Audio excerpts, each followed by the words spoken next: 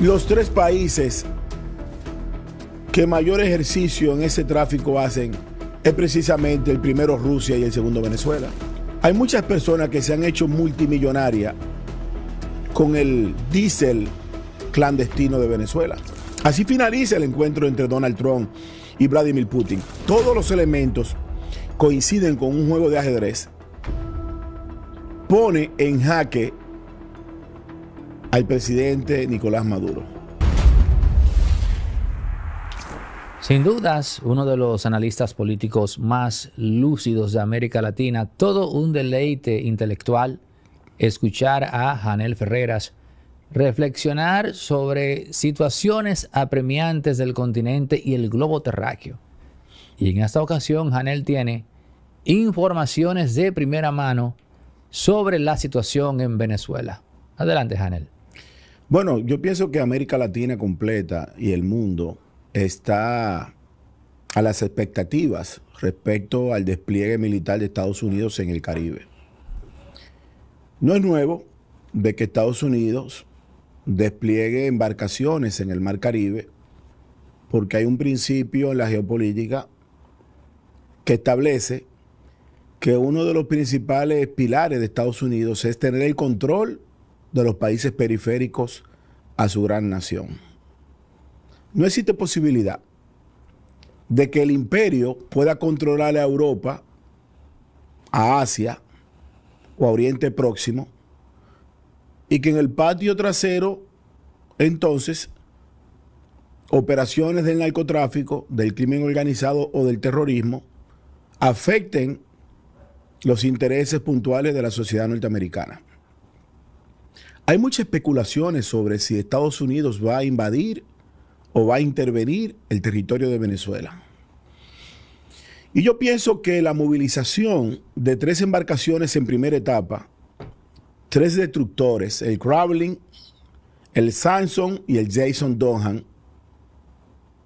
que hay que decir también, como esto es un espacio educativo, aparte del análisis que tú frecuentemente haces, ¿cuáles son los nombres que llevan esas embarcaciones? ¿Y por qué la grandeza de Estados Unidos de honrar a aquellas personas que le sirvieron en su milicia? En el caso de los destructores, por ejemplo, a mí me llamó mucho la atención que uno de los principales destructores que son enviados a Curazao, que forma parte de un país aliado a Estados Unidos dentro de ese mar territorial, lleva el nombre de Jason Donhan. ¿Quién es él? Un cabo. ¿En qué lugar se enamoró? Un cabo, escucha bien, un cabo veterano de la guerra de Irak, cuya misión en el año 2004 fue proteger a sus compañeros abrazando una granada y muriendo junto con ella. Wow. Y Estados Unidos le coloca el nombre de un destructor que cuesta billones de dólares a un cabo de la guerra de Irak. Pero también está el destructor Samson, que fue un almirante del siglo XIX que ingresa a la academia en el 1857 y que operó en la batalla del Caribe respecto a esa batalla con Cuba, casi a finales del siglo XIX. Entonces, mira cómo Estados Unidos envía embarcaciones que no solamente vienen al Caribe, sino cuál es la simbología de estas personas que le han honrado con el nombre de esas embarcaciones destructores. Pero posterior a esos 3 destructores que tienen un sistema de defensa llamado Aegis, que es el sistema de defensa marítima más avanzado de Estados Unidos, con una precisión milimétrica sobre defensa aérea y de submarinos. Se dice que quien tiene los mecanismos más sofisticados a nivel de tecnología de submarino es Rusia. Eso es falso. Estados Unidos es la potencia militar aérea y naval. Bueno, continúa. Pero Estados Unidos envía desde el puerto de Virginia a 3 embarcaciones fundamentales, aparte de los destructores, que son 3 naves anfibias. Estoy hablando del Fort Lauderdale, del San Antonio y de esa batalla en las costas de Japón llamado Iwo Jima. Esas embarcaciones tienen la capacidad también entonces de llevar aeronaves, helicópteros y desembarcos. Cuando tú ves la Fuerza Militar de Estados Unidos que opera en un rango de 4,000 hombres, uno se pregunta, ¿puede esa fuerza militar enfrentar al ejército número 50 del mundo? La gente sabe que Venezuela en el ranking mundial sobre fuerzas armadas está en el número 50. No suena mal. Ahora, ¿qué sucede? Vamos a evaluar las Fuerzas Armadas de Venezuela. Está dividido en 4 etapas. El Ejército Nacional, la Armada Nacional, la Aviación Militar y la Guardia Nacional Bolivariana. La Armada sería la Marina. La Marina. ¿Y qué diferencia la Guardia Nacional del Ejército? Aparentemente la Guardia Nacional tiene que ver con el control interno y el Ejército entonces con la soberanía de fronteras. O sea que la Guardia Nacional sería como una especie de policía militar. Sí, pero ¿qué sucede en Venezuela? En Venezuela los municipios tienen una policía municipal que funciona.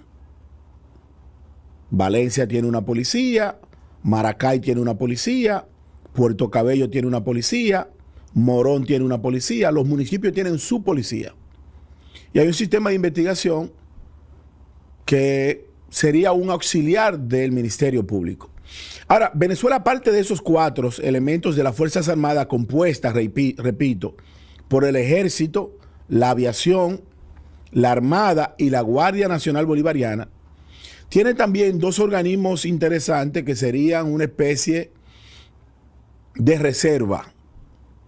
Y le han escuchado en la mayoría de los medios. Me refiero a la milicia bolivariana, que son civiles y otros exmilitares en condiciones de reserva que forman parte de un cuerpo de apoyo para casos como el que está sucediendo ahora. Milicia bolivariana. Sí. Que no tiene que ver con la Guardia Nacional. No tiene que ver nada ni con las el instituciones ejército castrenses, nada. Es una fuerza paralela como de defensa nacional en situaciones de emergencia como la de ahora. Una creación de comandante Hugo Rafael Chávez Frías. Pero también tiene la Guardia de Honor Presidencial. Anda, pal. O sea, son elementos de apoyo. Por eso, cuando nosotros evaluamos la cantidad de personas que hay dentro de las Fuerzas Armadas de Venezuela, ronda entre 95,000 a 150,000 efectivos.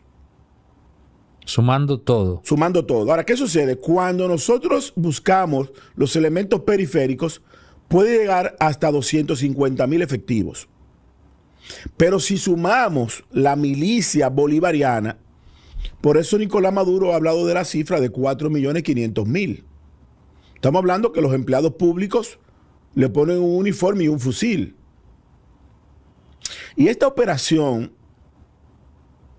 diría yo, de inteligencia de Estados Unidos, porque todos los elementos coinciden con un juego de ajedrez, pone en jaque al presidente Nicolás Maduro.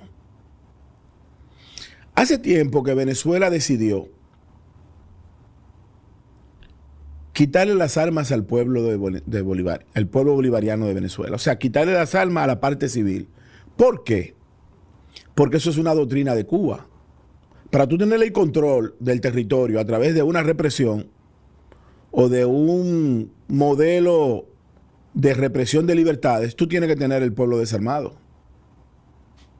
Ahora Nicolás Maduro está mandando a darle fusiles y armas a personas que no tienen precisamente ese entrenamiento militar. Y han creado una serie de memes en redes sociales de personas que no saben ni marchar.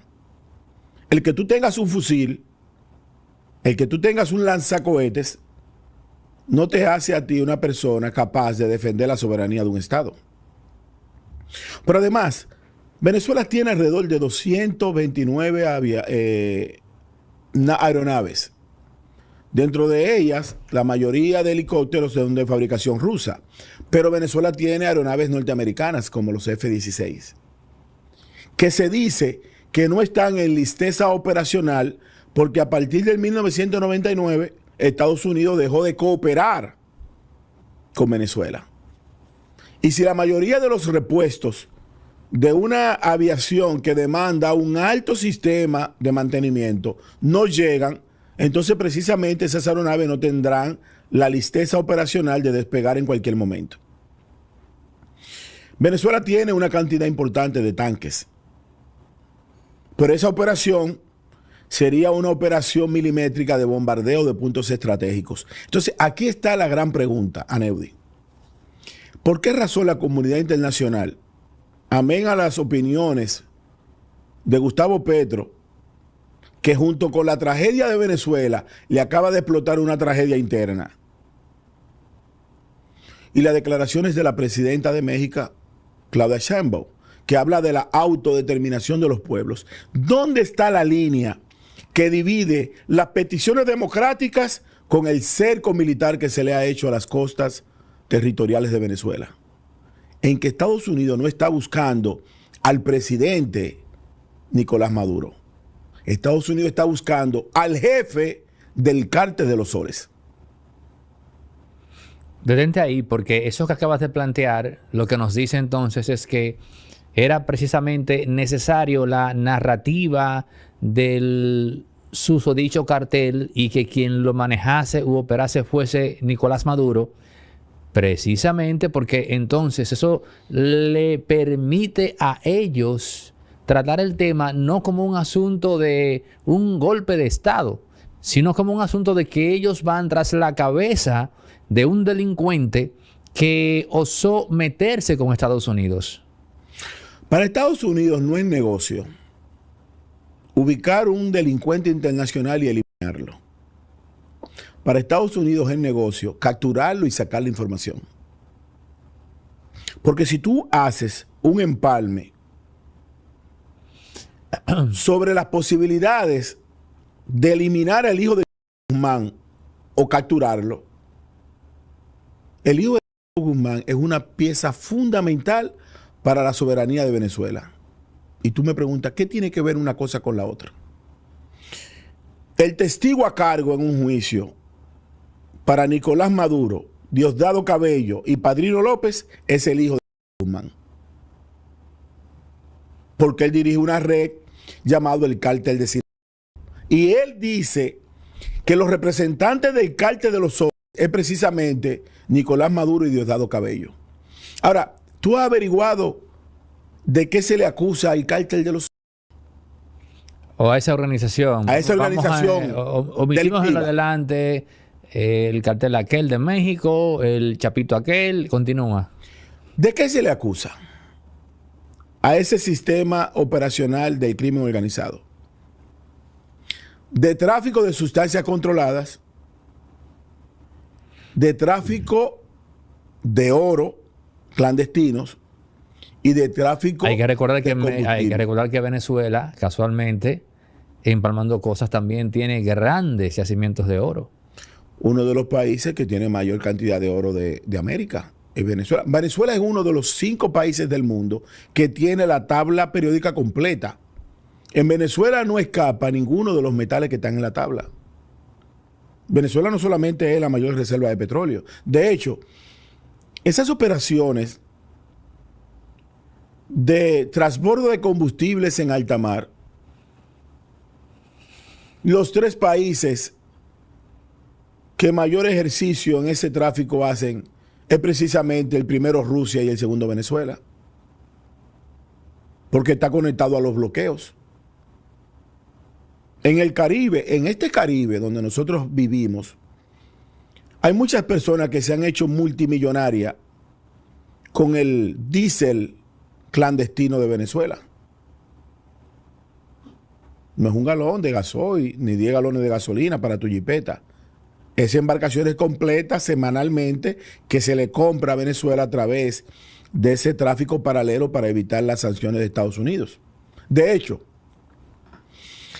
hay compañías que su misión más importante en este sistema de naviera es cambiarle matrículas a embarcaciones que se dedican exclusivamente a ese transbordo de combustible en esa división de la Convemar, del mar territorial, las aguas contiguas, la zona económica exclusiva y la alta mar. En esa zona llamada la alta mar, que al final no es de nadie y a la vez es de todos, donde ninguno de los estados tienen jurisdicción de acción, en esa zona es que se hace la mayor cantidad de ese tráfico. Entonces, tú te preguntas, si Venezuela ha colapsado económicamente, si el salario de un pensionado en Venezuela hoy, a la hora de grabar este espacio, ronda los 59 pesos dominicanos al mes, escucha bien, $1 al mes, ¿de dónde Venezuela tiene los recursos para pagar una fuerza armada que se mantiene fiel al régimen? ¿De dónde? Precisamente del ilícito. Porque el sistema de producción petrolero de Venezuela está colapsado. A pesar de que Venezuela es la potencia petrolera de reserva del mundo, Venezuela está en el ranking lejos de lo que produce en barriles de petróleo diario.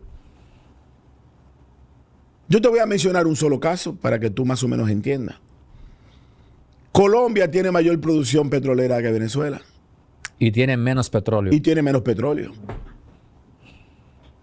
Venezuela está muy lejos en el ranking de producción.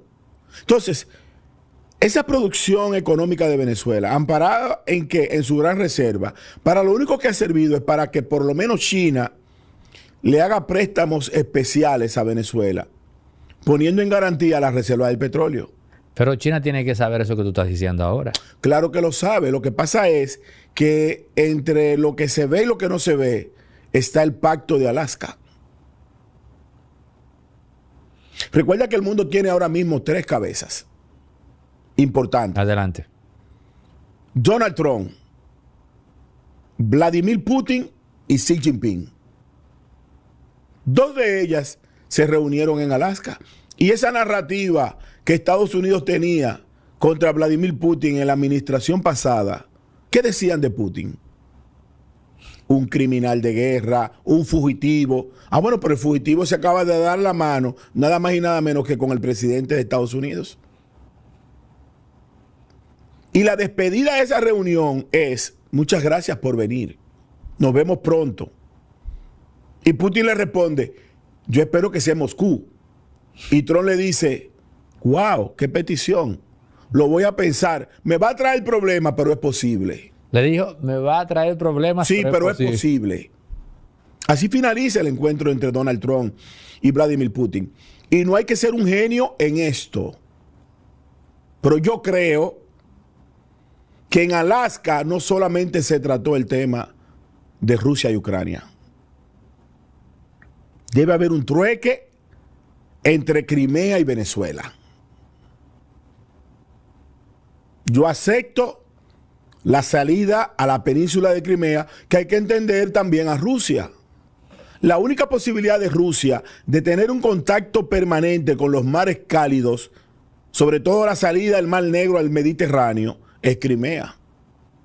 Que Crimea, y lo he dicho en otras ocasiones, es lo más parecido al regalo despechado de un hombre celoso.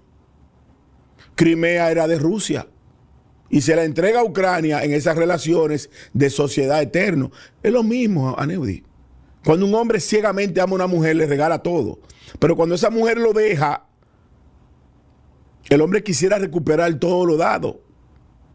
Hay miles de anécdotas de los peloteros de grandes ligas que han visto que sus regalos más codiciados al final lo disfruta un negro mate que termina con su esposa al instante de dejarse. Lo mismo pasó con Crimea. Pero resulta que es inteligente para los imperios de Rusia y Estados Unidos negociar otros países periféricos, porque no es verdad que a Venezuela le va a doler Putin como a Estados Unidos le va a doler Crimea. Y si tú buscas en el fondo, es una jugada inteligente de los imperios. Aunque no nos guste. Los imperios no tienen amigos ni enemigos, tienen intereses. Ahora, en ese escenario que acabas de dibujar, ¿dónde queda China? Me queda claro que si Trump se reúne con Vladimir Putin, más no con Xi Jinping, los temas que se tocaron en esa reunión eran temas que no tenían que ver con China, en función de que lo que se habló ahí podía perjudicar a China. Pero China tendría entonces un espacio importante dentro de esa cuota de poder energética que emana de Venezuela. Porque a China no le importa que sea Maduro como que sea María Corina Machado. A China lo que le importa es que le paguen el dinero prestado. La deuda de Venezuela con China el año pasado rondaba los 69 mil millones de dólares.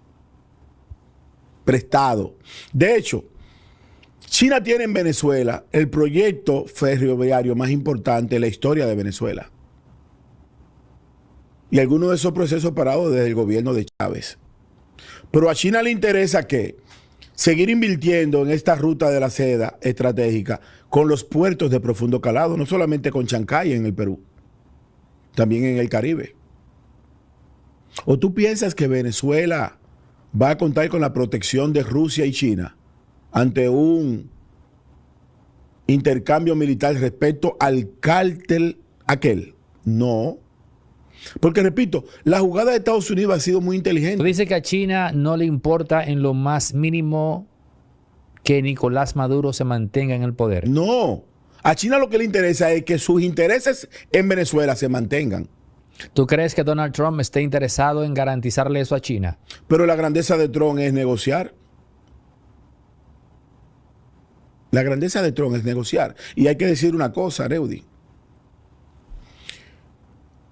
Durante los últimos años, gran parte del combustible de Venezuela venía de Irán en una permuta. Mandaban crudo y de allá mandaban la gasolina. Por demás, lo peor. En Venezuela, los mecánicos se hicieron especialistas en limpieza de inyectores y carburadores. Porque las bombas, o como ellos le llaman, las pilas de combustible, se dañaban a los 12 meses. Porque el combustible que mandaban de Irán para Venezuela, con un sistema de bombas subsidiadas. Tú sabes que en Venezuela, porque hay cosas que hay que decirla, tú sabes que en el país con la mayor reserva de petróleo del mundo, durante un tiempo importante, tú tenías que amanecer haciendo una cola para echar gasolina. 48 horas. Tu mujer tenía que cocinar las caraotas para llevarte a la tía a la fila mientras tú hacías la fila para echar gasolina. ¿Tú crees que eso es justo? Y que tú tengas que colocar tu huella para tú echar gasolina, dos sistemas, la subsidiada y la internacional, en el país que tiene la mayor cantidad de petróleo del mundo. Solamente el socialismo puede lograr eso. Solamente. ¿Pero por qué? Porque resulta que las refinerías de Venezuela son de fabricación norteamericana. Y al Norteamérica cerrarle el paso a ese proceso normal en todos los procesos industriales que se llama el mantenimiento previo, esos enclaves dejaron de funcionar, dejaron de emitir el producto final. Pero la industria de Venezuela no solamente tiene que ver con combustible, la industria petroquímica de Venezuela es muy amplia.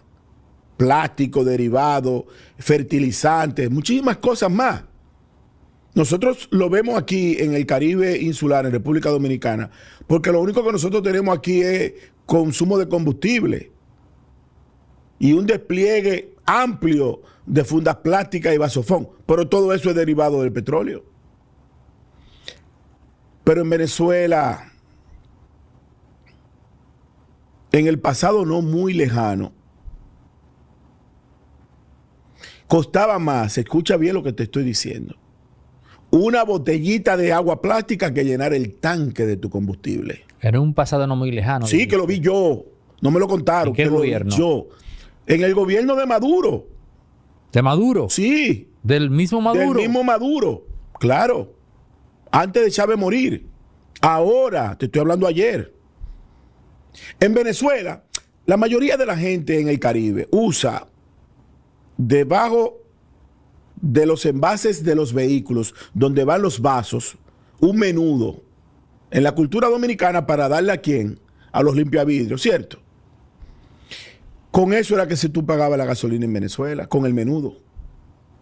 Te estoy diciendo, escucha bien, que en Venezuela ahora, recientemente, costaba más una botella de agua que llenar el tanque de gasolina. La mayoría de los vegetales que bajaban de la colonia Tovar, del Junquito y de esa zona fría, de Cubiro, por ejemplo, de esa zona montañosa de Venezuela, imagínese usted el paralelo a Constanza, Jarabacoa y Ocoa. ¿Tú sabes en qué lo hacían? Palmar de Ocoa. ¿Tú sabes en qué lo hacían? Lo hacían en vehículos americanos F-350 en gasolina. Ford. Que solamente al encenderlo te consumía 1 galón de gasolina. Ese era el transporte de los vegetales. Pero en Venezuela la gente no sabe. Y ojalá que algún empresario venezolano me escuche para que me contacte. En Venezuela hay un gran negocio que no se ha explotado. La mayoría de los hogares en Venezuela que no sabía de apagones, porque gran parte de la energía de Venezuela no proviene del combustible, proviene de hidroeléctricas. Pero en Venezuela nadie sabe lo que es un inversor. La gente tenía generadores de gasolina en su casa, porque la gasolina era regalada. Regalada, Aneudi. Los que se fueron de Venezuela, que están viendo el programa, que viven en Santo Domingo, en México, en Colombia, en España, saben lo que estoy diciendo. Pero en Venezuela no hay inversores. Ahora están penetrando algunos negocios. Pero el gran negocio de Venezuela sería establecer una industria que pueda fabricar inversores. Ojalá que cuando se estabilice, porque hay un detalle. Este cerco puede tumbar al gobierno de Nicolás Maduro en cualquier momento, pero Venezuela va a durar mucho tiempo para restaurar su modelo económico. Por eso esa migración que ha sido el estallido social más grande de los últimos 50 años en el Caribe, esa migración de Venezuela, no todo el mundo va a poner una reversa para irse. Ya hay gente que se adaptaron a México, que se adaptaron a Argentina, que se adaptaron a Chile, que se adaptaron a Colombia. Los venezolanos que están en República Dominicana sí, difícilmente vuelvan para Venezuela. A menos que sean empresarios que vayan a hacer sus riquezas nuevamente allá. Entonces, ese modelo va a durar 10 años en el Rihuen Alcácer. O sea, el daño a la economía que le ha hecho el sistema socialista de Diosdado Cabello y Nicolás Maduro dura por lo menos una década en revertirse. O sea, no es que Maduro se va mañana y que pasado mañana llega la varita mágica a Venezuela. Hay que tener cuidado ahí, y eso que acabas de decir es un factor que debe tener en cuenta quien eventualmente tome el poder en Venezuela de cara a su discurso hacia la gente, so pena no queda históricamente como un demagogo más. No, y no puede tampoco, no puede emitir discursos emocionales. Con la era de la comunicación 2.0, la clase política mundial ha caído en una enfermedad llamada el TOC SMC, el sonido mediático compulsivo. Aquí la gente dice lo que todo el mundo quiere escuchar. No es verdad que en Venezuela la gente, no importa cómo se llame, no va a llegar a resolver los problemas, porque en Venezuela hay 25 años de un modelo llamado misión. Misión dame lo mío. Misión cuánto hay para mí. Misión yo voy a parir y es gratis. Misión subsídiame la gasolina. Misión todo. Entonces, una población que fuera potencia económica de América Latina como Venezuela, Venezuela era uno de los 3 destinos obligados de la mayoría de las islas. Estados Unidos con la ciudad de Nueva York, Caracas, Venezuela y Barcelona, España, eran los 3 destinos que en la década del 70 y el 80 era obligado. De hecho, aquí hay un principio en las calles dominicanas que dice que todos tenemos un primo en Nueva York. Pero tú sabes algo, casi todos también tenemos familias de Venezuela. Entonces, de repente, un modelo económico que colapsó por esa visión salvaje del capitalismo venezolano. En Venezuela hubo una época que le llamaban los petrodólares. ¿Sabes qué eran los petrodólares? Era la ganancia colectiva de esa venta barata del petróleo que salvaba la economía mundial, y la gente salía de Venezuela por todas las playas del mundo a explotar los dólares que le daban a una tasa preferencial en el Banco Central de Venezuela. Imagínate que el encaje dominicano te permite a ti darte $20,000 a un precio preferencial. A la par, pues tú vas para México y vas para Dubái, y vas para Florida y vas para donde tú quieras a gastarlo. Entonces Venezuela no hizo lo que hicieron la mayoría de los países europeos con el excedente del petróleo, que fue que pensar en el futuro, en una inversión inteligente. ¿Pero quién tomó esa decisión? ¿Eso fue Chávez? ¿Estamos esperando antes de Chávez? Chávez llega por eso. Eso es lo político tradicional de Venezuela. Eso es antes del 1999. Porque Venezuela está pagando una cuota pendiente. Esos políticos de Venezuela que hoy se hacen llamar como la derecha salvadora, los conservadores, los antichavistas, en el pasado fueron unos sádicos también. ¿Por qué es que Chávez es un vergador social? Y a algunos venezolanos no les gusta escuchar lo que voy a decir. Hay una gran diferencia entre Chávez y Maduro. Y la gente lo sabe. Tú no tienes que ser un científico. Vamos a ver. ¿A qué te refieres con Chávez eso? tenía una idea. Chávez se confunde en el camino con ese roce con Fidel Castro. Y ese pensamiento retrógrada. Pero Maduro no tiene ningún cc de ideales. Pero Maduro no puede establecer un discurso coherente de 2 minutos.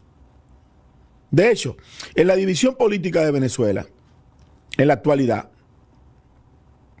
el control interno de Venezuela, la represión, los mandos militares, lo controla Diosdado Cabello, que de hecho yo pienso que es el verdadero objetivo de esos buques. Lo que pasa es que en ese efecto dominó se dirán los tres.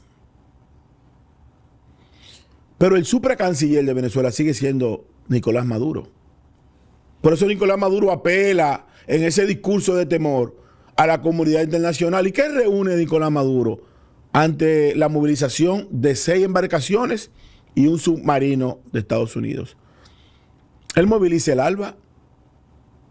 El ALBA, que es un organismo importante de esos países no alineados y sobre todo con esa visión socialista que crea Chávez. Pero la mayoría de esos países tienen problemas. Porque, repito, el que planificó esto es un genio. No están buscando al que se robó las elecciones. No. Están buscando al que señala el hijo de aquel como un presunto cabecilla de la Organización de los Soles. Bueno, es básicamente un refrito entonces de la narrativa de Noriega. Sí, pero con la diferencia de que ahora en las tensiones mundiales hay un intercambio de intereses que no existía en la época de Noriega. Estados Unidos tenía una inversión. ¿Qué inversión había hecho Estados Unidos en el territorio donde estaba Noriega? Estados Unidos hizo una gran inversión para comunicar que el Atlántico, Canal de Panamá y el Pacífico. No hay canal de Panamá en Venezuela. Pero lo que conocemos a Venezuela sabemos que el territorio de Venezuela, Neudi, es una arquitectura de Estados Unidos. La amplitud de las calles, los paseos, las zonas industriales, el modo de vida, el comercio. El pesaje de Venezuela no es por libra, es por kilos. Más del 95% de las transacciones actuales en Venezuela se hacen en dólares. La moneda que corre en Venezuela es el dólar. El bolívar solamente se utiliza en transacciones digitales. Y hasta un bolón que tú quieras comprar en Venezuela, tú tienes que registrarlo con tu tarjeta. Es con los llamados pagos móviles. o transferencias. Entonces, toda esta situación de las embarcaciones en ese mar territorial de Curazao frente a las costas de Venezuela, para mí lo que busca es activar en primera etapa una movilización interna en Venezuela que procure ganarse los 50 millones por Maduro, los 25 millones de Diosdado y los 10 millones de Padrino López. Son 85 millones de dólares para cualquier comando armado de una de esas fuerzas bolivarianas que quiera casarse con la gloria. Pero además, ¿por qué esas embarcaciones llamados destructores, el Samson, el Jason Ham y el Kraven, están en esas costas? ¿Qué tienen en común esas tres embarcaciones? Que su sistema de defensa es milimétrico, Aneudi. Es que si envían un misil para Sambil, no va a caer en Agoramol. Es ahí que va a caer. Y aparentemente ellos tienen los rastros de pistas de aterrizaje y de despegue de ese supuesto cártel.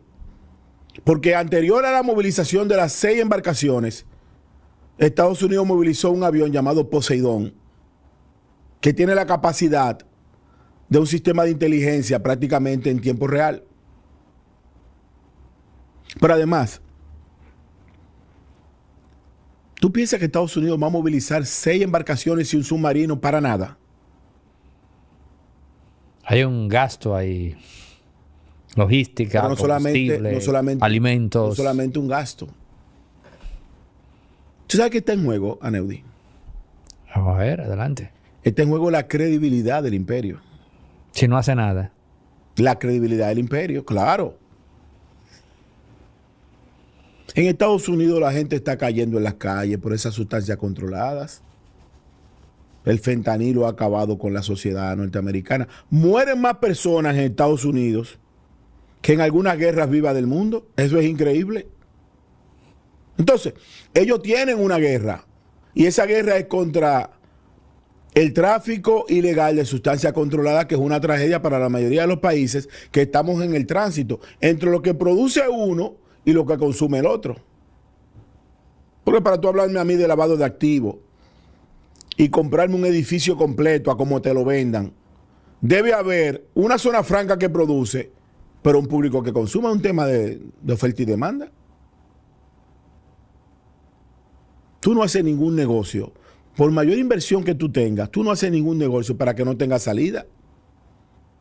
De hecho, en los sistemas logísticos, que hay varios sistemas de inventario, primera en entrar, última en salir, primera en salir, última en entrar, el sistema rotativo, el sistema de inventario fijo, todo eso tiene que tener una dinámica. ¿Cuál? El consumo. Es un elemento fundamental.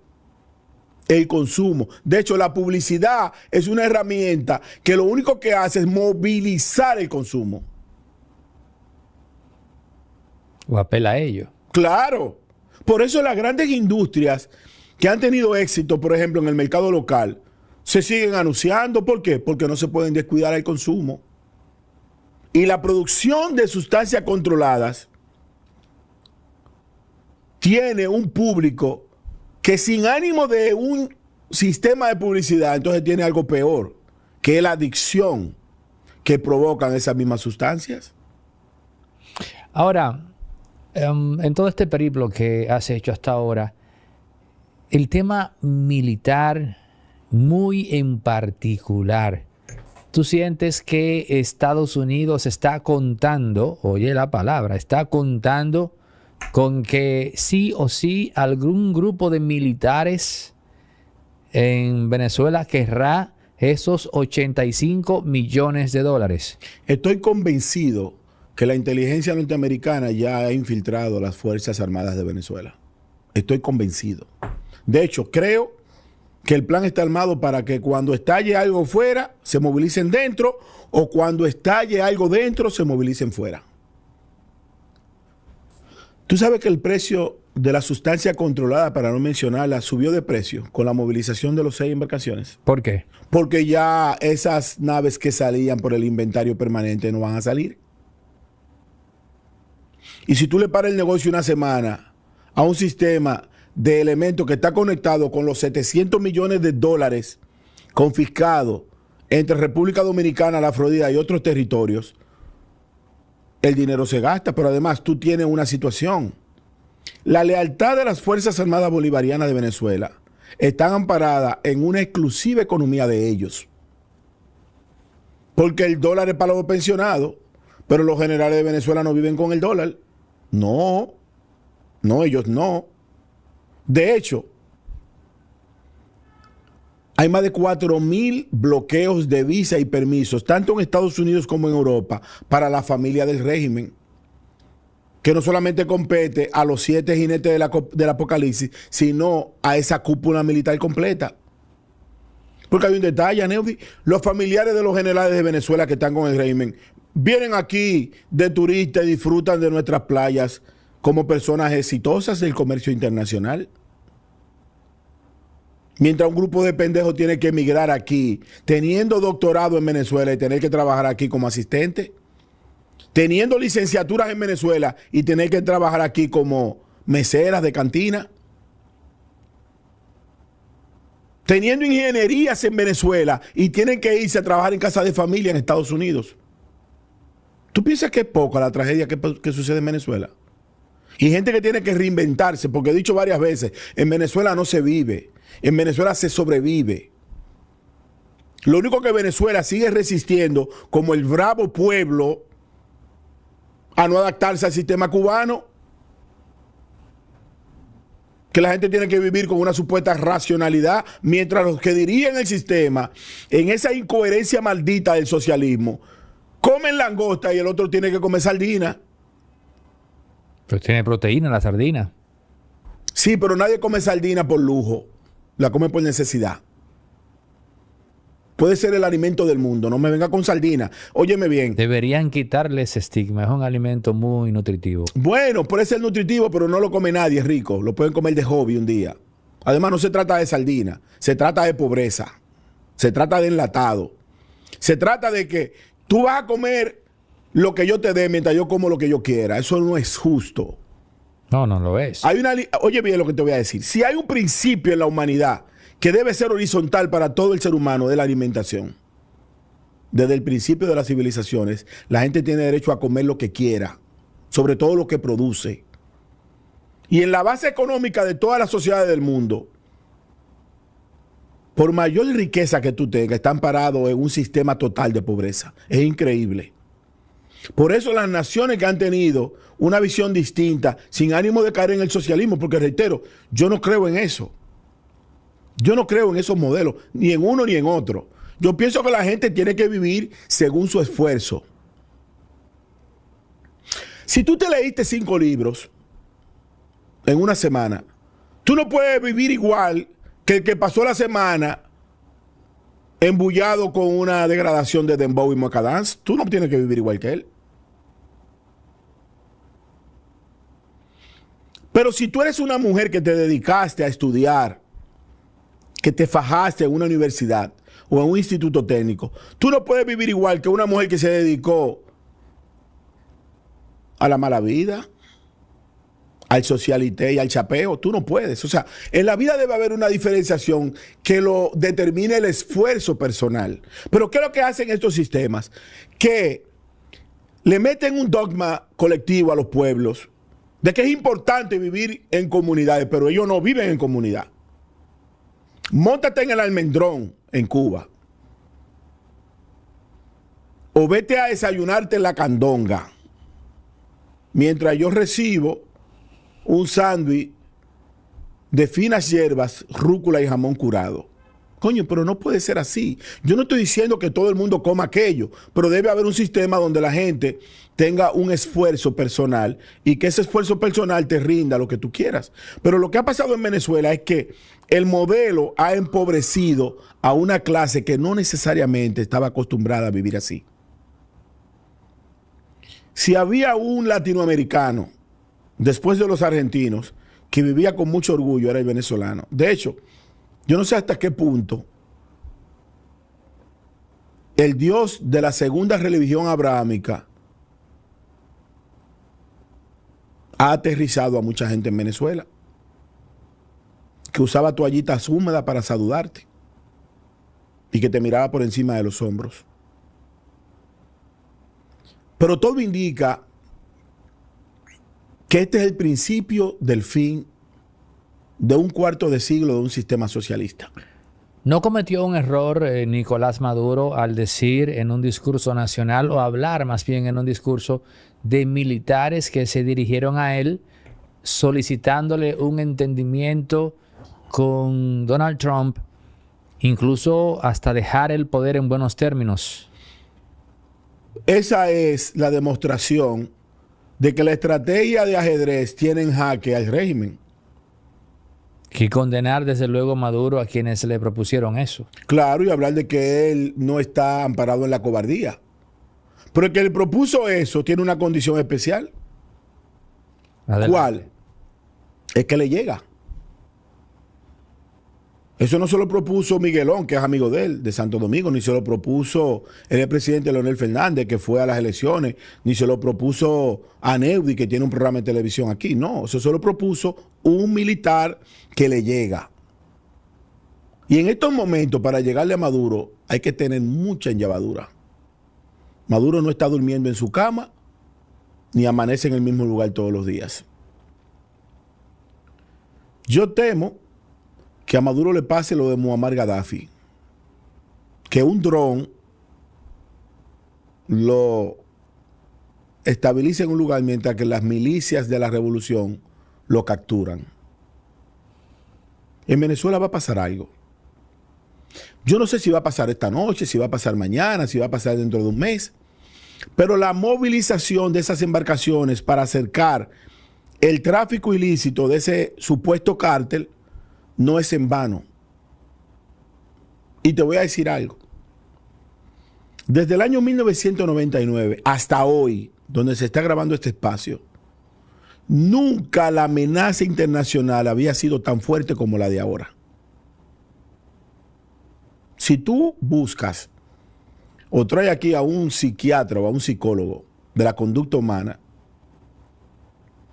te va a decir cuáles son los elementos y te propongo que lo hagas. Que vea los discursos de Nicolás Maduro y de sus principales colaboradores y que nos diga qué refleja el rostro y el discurso.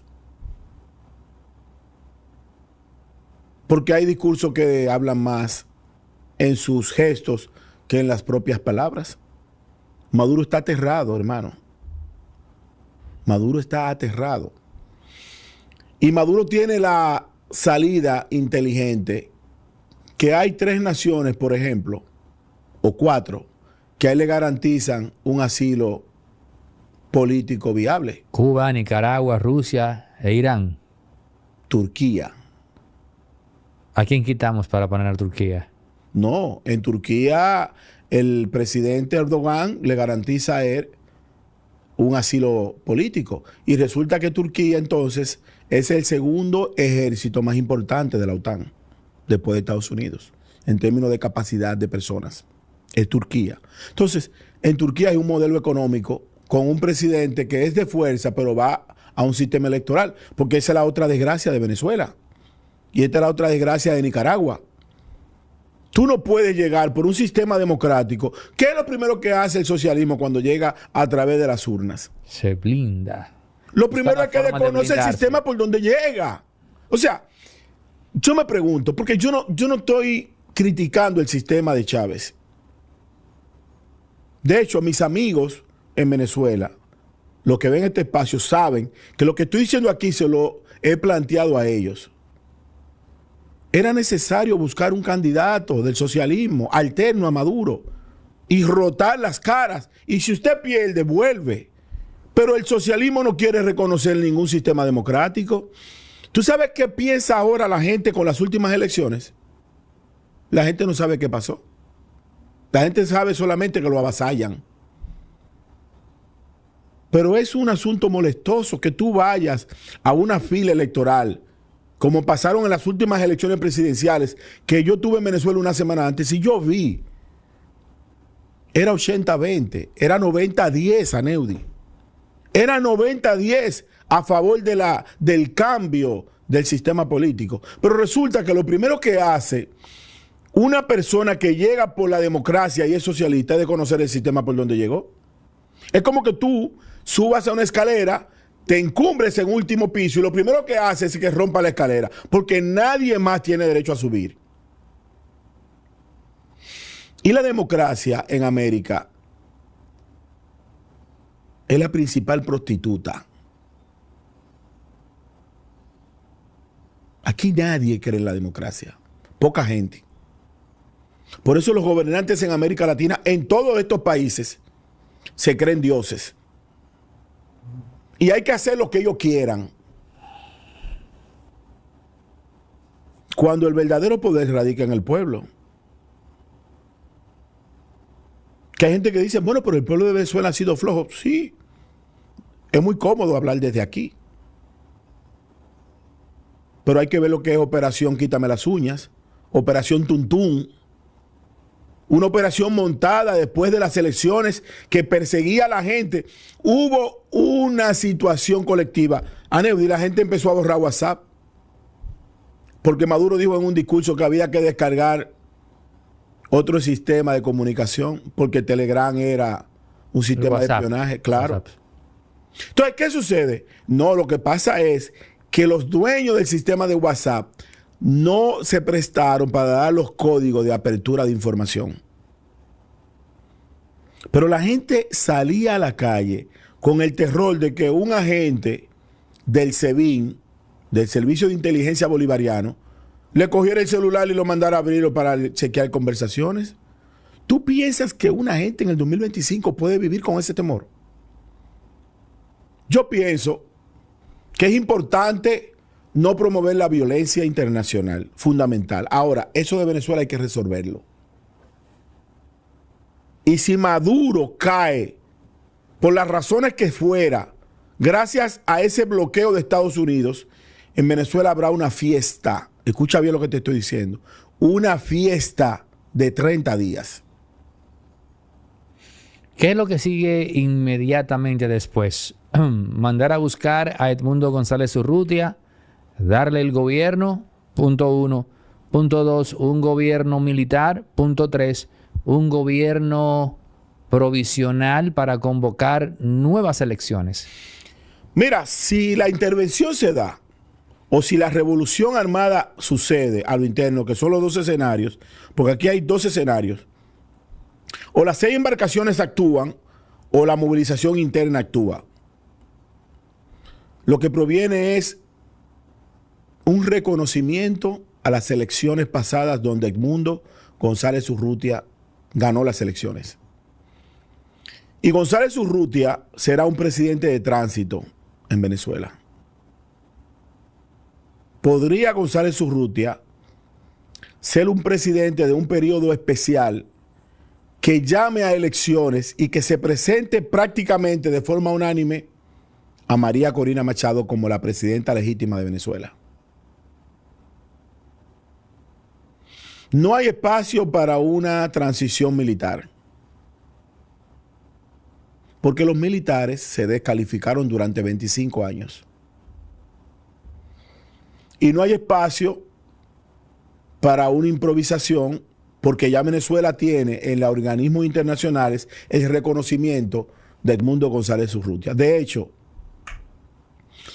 ¿con qué condición República Dominicana recibió a Edmundo González Urrutia? Presidente. Presidente electo de Venezuela.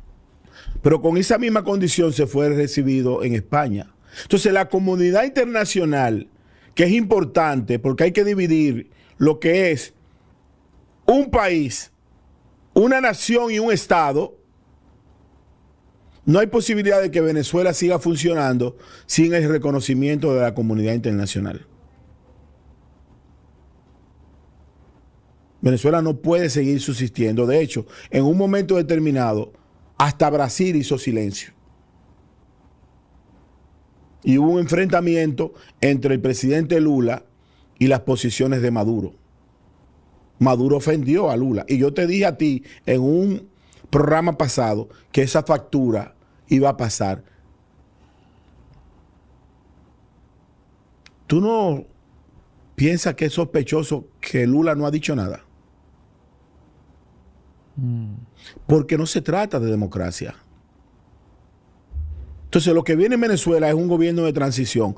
Pero lo que le conviene a Venezuela, que es otra cosa, es un borrón y cuenta nueva. Venezuela no resiste la retalación de 25 años. Porque eso tardaría 25 años más en la recuperación del territorio, el control de Venezuela. Venezuela tiene que hacer una apertura rápida a los elementos de la economía moderna y darle apertura por donde va el mundo, que es por inteligencia artificial, por el Internet de las cosas, por el mantenimiento colectivo a un sistema económico, que aunque a nosotros no nos guste, Estados Unidos ha tenido que ver mucho en la incidencia de Latinoamérica. Y es verdad que China ha penetrado en la mayoría de los países del continente americano. Y es verdad que la mayoría de esos países ya tienen una balanza comercial más amplia con China que con Estados Unidos, eso es verdad. Pero no deja de ser cierto que su modelo de vida, su cultura, es más norteamericana que China. Aquí la gente no vive como viven los chinos.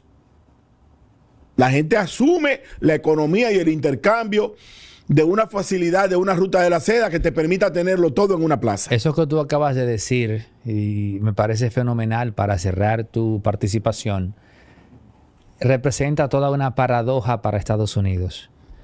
Porque si bien ha de ser cierto que, la economía china en muchos países de América Latina ya es más importante que la norteamericana porque esos países tienen una mayor relación económica con el gigante asiático, quedándole solamente el aspecto cultural a Estados Unidos, lo que manda la geopolítica es precisamente a hacer contrapeso a través de la cultura por parte de Estados Unidos. Pero ocurre que ese país, ese imperio, alude estrictamente al ámbito económico como un mecanismo para dominar a los demás. Es totalmente ajeno para el Pentágono, por ejemplo, la tesis de que la cultura puede ser determinante para doblegar a otro. Pero en el momento que China ocupa el ámbito económico de esos países por encima de Estados Unidos, al gigante del norte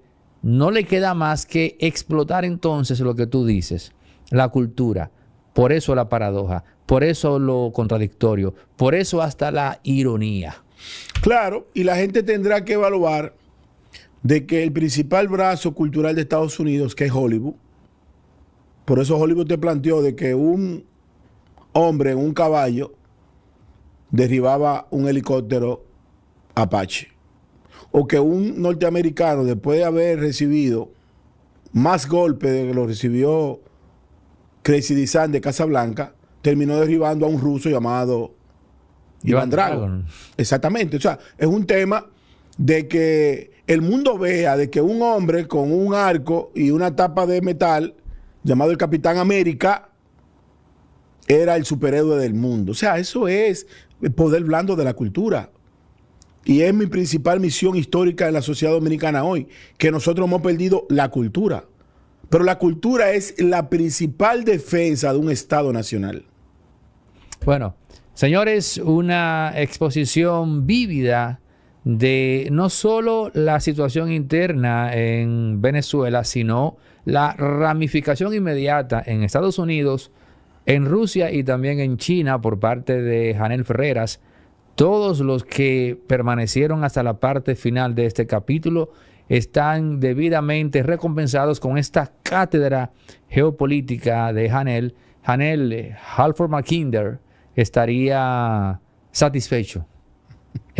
Está satisfecho en su tumba con este periplo geopolítico lúcido que has expuesto ante la audiencia de Impolíticamente Correcto.